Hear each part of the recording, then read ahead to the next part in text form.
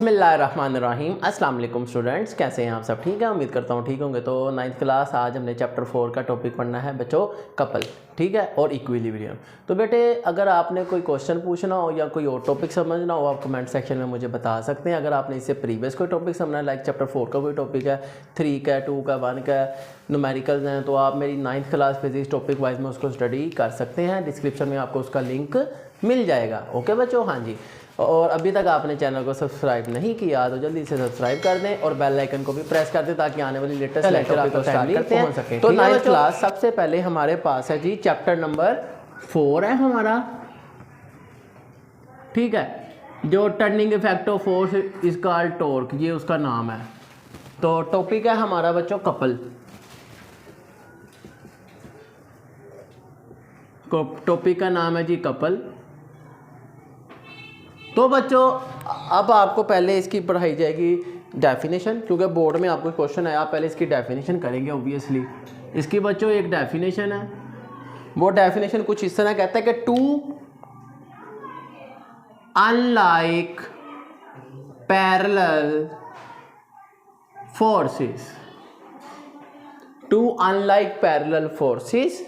Okay, two unlike parallel हमने first topic था chapter 4 का, वहां आपको मैंने बताया था अनलाइक मतलब opposite direction, parallel mean parallel, ठीक है ना, ये भी आपको मैंने बताया था, ठीक है, हाँ जी। Two unlike parallel forces acting on the same body,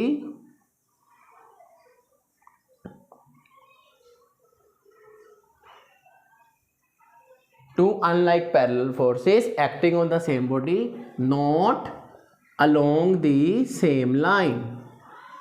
अगर उनकी लाइन सेम नहीं है और एक ही ऑब्जेक्ट पे बोर्ड दोनों फोर्सेस एक्ट कर रही हैं, उनकी डायरेक्शन ऑपोजिट है, ठीक है, वो पैरेलल भी हैं, तो वो क्या बनाएंगी? कपल। अब आपको देते हैं बच्चों इसकी एग्जांपल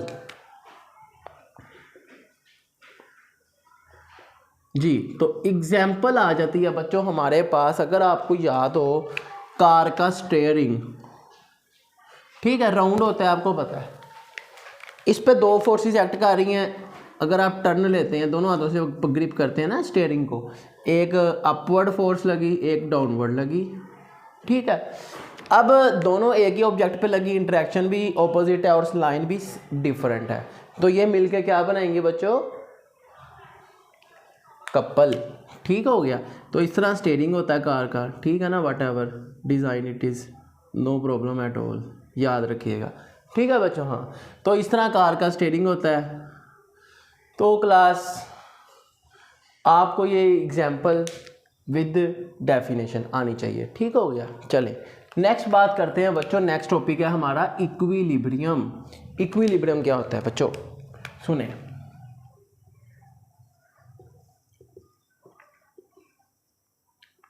सबसे पहले बच्चों इसकी एक डेफिनेशन है कि व्हाट इज इक्विलिब्रियम। क्वेश्चन आए पेपर में तो आप क्या लिखेंगे? आप कहेंगे अ बॉडी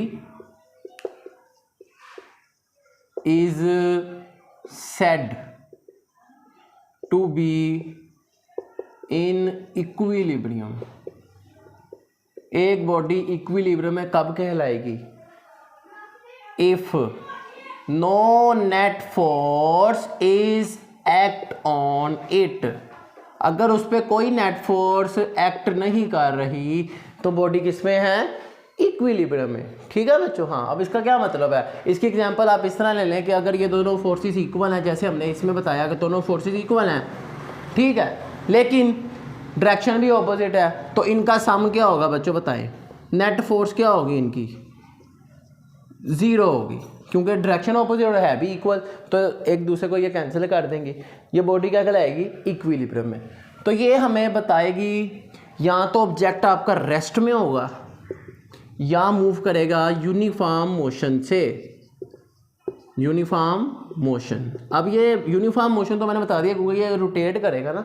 अब रेस्ट की क्या मिसाल है, ये देखें, ये हमारे पास एक बॉक्स है, ठीक है। अब इस पे दो फोर्सेस एक्ट करेंगी इसी तरह, एक है ये F1, एक है ये F2।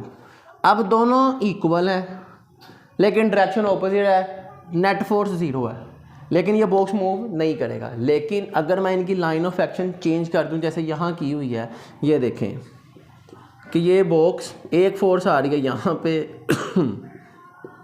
एक आ रही है यहाँ पे, अब लाइन चेंज हो गई, सम अभी भी जीरो है लेकिन ऑब्जेक्ट मूव करेगा, रोटेट करेगा विद यूनिफॉर्म मोशन, तो ये मतलब है। ठीक है बच्चों, ये है इक्विलिब्रियम। आपने विद डेफिनेशन विद एग्जांपल और डायग्राम बना के बताना है। ओके, अब बच्चों इक्विलिब्रियम की ना 2 कंडीशंस हैं। कितनी कंडीशंस हैं बच्चों? There are 2 conditions of equilibrium. एक है फर्स्ट और एक है सेकंड, जो हम नेक्स्ट लेक्चर में पढ़ेंगे। ठीक है, हाँ जी, नेक्स्ट और नेक्स्ट में।